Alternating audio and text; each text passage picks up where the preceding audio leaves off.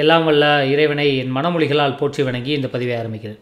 இந்த பதிவில் நான் பார்க்கக்கூடியது என்ன அப்படின்னா, ஒருவருடைய ஜாதகத்தை பார்த்து அவங்களுடைய வாழ்க்கை துணையோடு அவங்க ரொம்ப சண்டை போட்டுக்கிட்டே இருப்பாங்களா அப்படிங்கிறத எந்த விதமான ஒரு ஜாதகத்தை எடுத்த உடனே முடிவு பண்ணலாம்.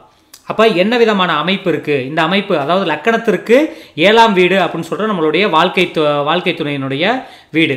அப்போ அந்த வாழ்க்கை துணையினுடைய வீடு லக்கணத்திற்கு 7ஆம் வீடான வாழ்க்கை துணையினுடைய ராசியாக உள்ளோருக்கு உங்களுடைய ராசி என்னன்னு உங்களுடைய லக்கணம் என்னன்னு பாருங்கள். லக்கணம் என்னன்னு பார்த்து அந்த லக்கணத்திற்கு 7ஆம் வீடு அப்படிங்கிறது தான் வாழ்க்கை துணையினுடைய வீடு. அதே ராசியில் வாழ்க்கை துணை அதே ராசியில் அமைஞ்சிட்டாங்க அப்படின்னா சர்வ காலமும் அவங்க சண்டை போட்டுக்கிட்டே இருப்பாங்க. ஒருத்தருடைய லக்கண புள்ளி எது, உங்களுடைய லக்கணம் எது. இப்போ உதாரணமாக நீங்கள் விருச்சக லக்கணமாக இருக்கிறீங்க, உங்களுக்கு லக்கணத்துக்கு 7ஆம் வீடு யார் அப்படின்னு பார்க்கணும். அப்போ அந்த 7ஆம் வீடு அப்படிங்கிறது என்ன வீடாக வரும்? ரிஷபராசியாக வரும். அப்போ ரிஷபராசியில் உங்களுடைய வாழ்க்கை துணை அமைந்தால் சர்வ காலமும் அவங்களுக்குள்ள வாக்குவாதம் இருந்து கொண்டே இருக்கும். ஏதாவது ஒரு பிரச்சனைகளை திரும்ப திரும்ப அவங்க வாழ்க்கை துணையில் சந்திச்சுக்கிட்டே இருப்பாங்க. ஒவ்வொரு ராசிக்கும் அதாவது ஒவ்வொரு பாவகத்திற்கும் ஒரு பலன் உண்டு. அந்த பலனை உங்களுடைய ஜாதகமே அதை முடிவு பண்ணும். ஒருத்தருடைய லக்கணத்திற்கும் உங்களுடைய லக்கணத்திற்கும் என்ன தொடர்பு வருதோ அதனுடைய அடிப்படையில் தான் அந்த ரெண்டு உறவுகளுமே இணைக்கப்பட்டிருக்கும். இதே பார்த்தீங்கன்னா லக்கணத்திற்கு 5ஆம் வீடாக இருந்தது அப்படின்னா அவங்க ரெண்டு பேரையும் பிரிக்கவே முடியாது.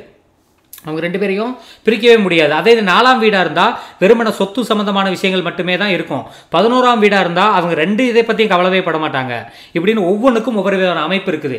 இதை சரியாக ஒரு விஷயத்தில் சரியாக அதை எடுத்து வச்சிருந்து ஒருவருடைய ராசி அந்த நட்சத்திரம் அந்த லக்கண புள்ளி அப்படிங்கிறது அவங்களுக்கு எத்தனாம் வீடாக வருகிறதோ அதெல்லாம் கவனித்து பாருங்கள். ஒருவருடைய ஜாதகத்தில் அவங்களுடைய லக்கணம் எது, அந்த லக்கண புள்ளி இவங்களுடைய ஜாதகத்திற்கு எத்தனாம் வீடாக வருகிறது அப்படிங்கிறதையும் அந்த 7ஆம் வீட்டில் இருக்கக்கூடிய கிரகத்தினுடைய வழிபாட்டு முறைகள்லையும் அதுதான் இவங்க ரெண்டு பேரையுமே அடிப்படையில் பிடிச்சி வச்சிருக்கோம். இதனுடைய தன்மையில தான் ஒரு உறவாக இருந்தாலும் சரி, இது வெறுமனை வாழ்க்கை துணைக்காக மட்டும் இல்லைங்க, பொதுவாகவே நீங்கள் எடுத்துக்கிட்டீங்க அப்படின்னா பொதுவாகவே ஒருவர் உங்களுக்கு ஒருத்தர் வர்றாரு, அதை ஜாதகம் பார்க்குறவங்க அந்த ஜோதிடருக்கு அவர் எத்தனாவது ராசி, அந்த ஜோதிடம் பார்க்குறவருக்கு அவர் லக்கணத்திற்கு எத்தனாவது ராசி, அதை கணிச்சோம் அப்படின்னா அவங்க ரெண்டு பேருடைய தொடர்பு அது மட்டும்தான் இருக்கும்.